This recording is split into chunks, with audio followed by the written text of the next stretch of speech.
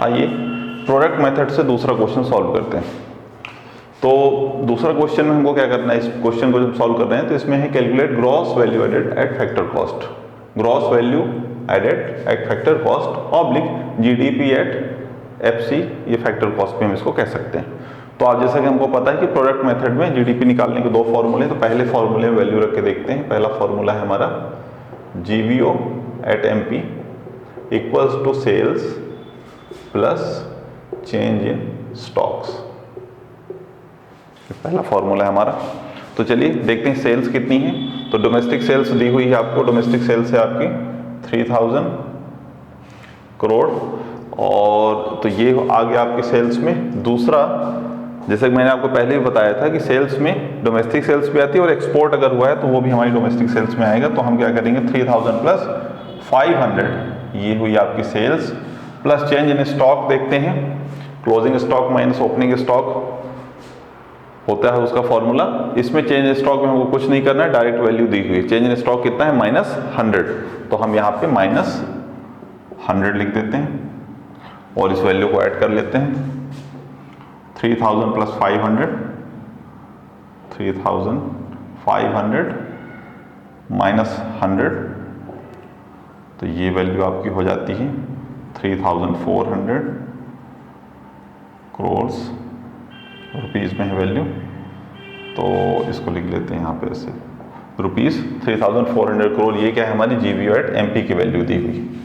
अब इसमें हम अपना दूसरा फॉर्मूला लगाते हैं जो कि प्रोडक्ट मेथड का दो फॉर्मूला है, क्योंकि इसमें दूसरा फॉर्मूला है हमारा जीवी एट एमपी ऑब्लिक, इसको आप और क्या लिख सकते हैं, जीडीपी एट एमपी। ठीक है, तो इसका फॉर्मूला है जीवीओ एट एमपी माइनस आईसी। मतलब हमको क्या करना है, ये जो ग्रॉस वैल्यू आउटपुट आया है मार्केट प्राइस में, इसमें से हमको इंटरमीडिएट कंजम्पशन या आईसी को माइनस कर देना है। तो जीवीओ एट एमपी तो हमारा ऑलरेडी दिया हुआ है, ये कितना है 3400 है। इसमें से माइनस करते थे आईसी, इंटरमीडिएट कंजम्पशन। ये देखिए कुछ भी नहीं करना, टेबल में वैल्यू दी हुई है, आपको इसमें से 2000 इसमें माइनस करना है, which is value of IC और इंटरमीडिएट कंजम्पशन। तो ये आपकी जो वैल्यू हुई ये कितनी हो गई आपकी 1400 करोड़ की वैल्यू आ गई आपके पास। ये हुआ हमारा जीवी एट एमपी और जीडीपी एट एमपी। लेकिन निकालना हमको क्या है, हमको जीडीपी एट एफसी निकालना ग्रॉस वैल्यू ही है, लेकिन किस में निकालना है, हमको फैक्टर कॉस्ट में निकालना है। तो हमको डेप्रिसिएशन इसमें है, उसको माइनस नहीं करना है, डेप्रिसिएशन एज इट इज इसमें रहेगा। हमको बस इसमें से क्या करना है, एनआईटी को माइनस करना है। क्यों? क्योंकि ये वैल्यू मार्केट प्राइस में है, मतलब एनआईटी इंक्लूडेड है। तो हमको निकालना है क्या, GDP at FC gross domestic product at factor cost, या हम इसको और क्या कह सकते हैं, gross value added at factor cost. चलिए तो इसको निकालते हैं। तो ये जो वैल्यू दी हुई है इसको मैं लिख देता हूँ, जीडीपी एट एमपी है, माइनस इसमें हम क्या करेंगे, एनआईटी नेट इनडायरेक्ट टैक्स। तो ये वैल्यू हमारी कन्वर्ट हो जाएगी किसमें, फैक्टर कॉस्ट में आ जाएगी। देखते हैं इनडायरेक्ट टैक्स कितना दिया हुआ है, 250 दिया हुआ है। अब हमको देखना है, अच्छा देखिए इसमें net factor income from abroad भी दी हुई है। ये वैल्यू कहाँ काम आती, अगर हम इसको नेशनल इनकम में कन्वर्ट करते हैं, लेकिन हम क्या डोमेस्टिक प्रोडक्ट निकाल रहे हैं, डोमेस्टिक इनकम कैलकुलेट कर रहे हैं, इसलिए इस वैल्यू का कोई यूज नहीं। अच्छा टेबल में कई बार आपको बहुत सारी चीजें दी हुई होंगी जिनका कोई मतलब नहीं होता, तो आपको पता होना है कि किसको एक्सक्लूड करना है, किसको इंक्लूड करना है। इनडायरेक्ट टैक्स ये आपको दिया हुआ है, सब्सिडी इसमें माइनस नहीं है। अगर सब्सिडी माइनस होती, सब्सिडी होती तो उसको माइनस करते, सब्सिडी नहीं दी हुई है, इसलिए यही हमारा इनडायरेक्ट टैक्स ही हमारा क्या हो जाएगा, इसी को हम एनआईटी समझ लेते हैं, मान लेते हैं। तो ये हुई वैल्यू कितनी हमारी 1400 माइनस हमारा एनआईटी कितना हुआ 250। तो ये आपकी वैल्यू हो गई रुपीज 1150 करोड़। ये वैल्यू आ गई आपकी किसकी, gross domestic product at factor cost की। Gross domestic product at factor cost आप कह सकते हैं, या आप इसको gross value added at factor cost कह सकते हैं। तो ये हमने सेकंड क्वेश्चन प्रोडक्ट मेथड से सॉल्व किया। चलिए नेक्स्ट एग्जांपल लेते हैं। ये हमारा प्रोडक्ट मेथड का तीसरा क्वेश्चन हम कर रहे हैं। इसमें हम देखते हैं find gross value added at market price. इसमें हमको क्या निकालना है, ग्रॉस वैल्यू एडेड मतलब जीबी एट मार्केट प्राइस निकालना है, मतलब जीबी एट एमपी और जीडीपी एट एमपी हमको इसमें कैलकुलेट करना है। तो डायरेक्ट सा क्वेश्चन है, इसमें कुछ ज़्यादा आपको कन्वर्जन चेंजेस नहीं करने हैं, कुछ कन्वर्ट नहीं करनी वैल्यू, डायरेक्ट क्वेश्चन है, फॉर्मूला बेस्ड है। आपको फॉर्मूला लिखना है और क्वेश्चन और ये वैल्यूज पुट करके आंसर निकालना है। देखिए बहुत ईजी क्वेश्चन है। इसको क्या करते हैं कि प्रोडक्ट मेथड का हमारा फॉर्मूला, पहला फॉर्मूला जो है हमारा तो है GV at MP equals to sales plus change in stocks. तो सेल्स कितनी है, देखिए सेल्स में आपके डोमेस्टिक सेल्स आ गई और आपका एक्सपोर्ट्स आ गया 200 प्लस 10, 200 प्लस 10 ये आपकी सेल्स हो गई, प्लस चेंज इन स्टॉक्स आपको लेना है। तो चेंज इन स्टॉक आप देखिए इसमें लिखा हुआ है नेट चेंज इन स्टॉक्स, तो यही आपको चेंज इन स्टॉक है विच इज -10।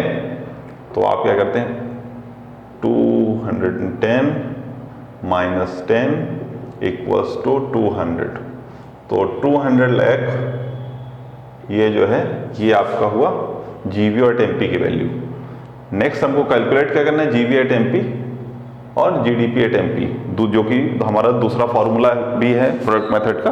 तो दूसरा फॉर्मूले को लिखते हैं, उसमें वैल्यू रखते हैं जीवीए एट एमपी और जीडीपी एट एमपी।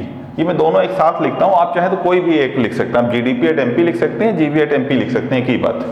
मैं आपको समझाने के लिए दोनों लिख रहा था।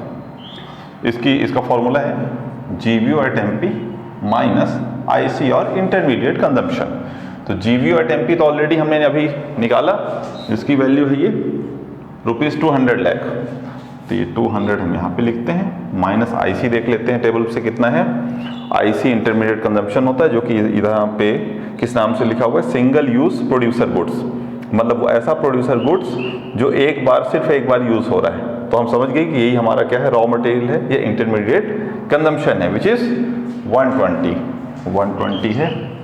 इसको माइनस करते हैं हम, तो ये हो गया हमारा ₹80 लैक्स में वैल्यू, तो ₹80 लाख ये है हमारा जीडीपी एट मार्केट प्राइस, या आप इसको और क्या कह सकते हैं, जीवी एट मार्केट प्राइस। तो ये है आपकी final value which is ₹80 lakh. तो ये हुआ आपका आंसर। अब इसमें आपको क्या होगा कि आप देखेंगे कि टेबल्स में हमेशा एक तरह के आइटम्स या पर्टिकुलर्स नहीं दिए होंगे, आपको बहुत वैरायटी ऑफ क्वेश्चंस भी आ सकते हैं और हर बार एग्जाम में पैटर्न कुछ चेंज होता है। तो आपको क्या करना है कि जो आपकी बुक्स में बैक एक्सरसाइज में क्वेश्चंस दिए हुए उनको अच्छे से आपको प्रैक्टिस करना है। जो मैंने आपको तरीका बताया, जो मैंने आपके कॉन्सेप्ट्स एक्सप्लेन किए, उन्हीं कॉन्सेप्ट का यूज करते हुए आपको क्वेश्चन करना है। तो आप देखेंगे बहुत इजीली आपसे सारे क्वेश्चन बनेंगे। तो ये प्रोडक्ट मेथड है। इस वीडियो के साथ मैं प्रोडक्ट मेथड को कंप्लीट करता हूं यहाँ पे, और नेक्स्ट वीडियो में हम स्टडी करेंगे इनकम मेथड। तो ये देखिए, ये जो प्रोडक्ट मेथड, इसमें आपने एक चीज ऑब्जर्व की होगी कि इसमें हम वही क्वेश्चन कर रहे हैं जो कि हमारे प्रोडक्शन से रिलेटेड है। तो एक इकोनॉमिक टेरिटरी या डोमेस्टिक टेरिटरी में एक साल के अंदर या गिवन टाइम पीरियड में जो भी गुड्स और सर्विसेज प्रोड्यूस होते हैं उनकी वैल्यू को हम लेके मनी के टर्म में कैलकुलेट करके जो वैल्यू निकालते हैं वही हमारी जीडीपी कहलाती है। तो हम वही कर रहे हैं यहाँ पे कि जो वैल्यूज, जो गुड्स से सर्विसेज प्रोड्यूस हुए हैं, तो हम उनको प्रोडक्शन स्टेज में उनकी वैल्यू को कैलकुलेट करके वैल्यू निकाल रहे हैं, और इस तरह से प्रोडक्ट मेथड से हम जीडीपी को कैलकुलेट कर रहे हैं। Thank you.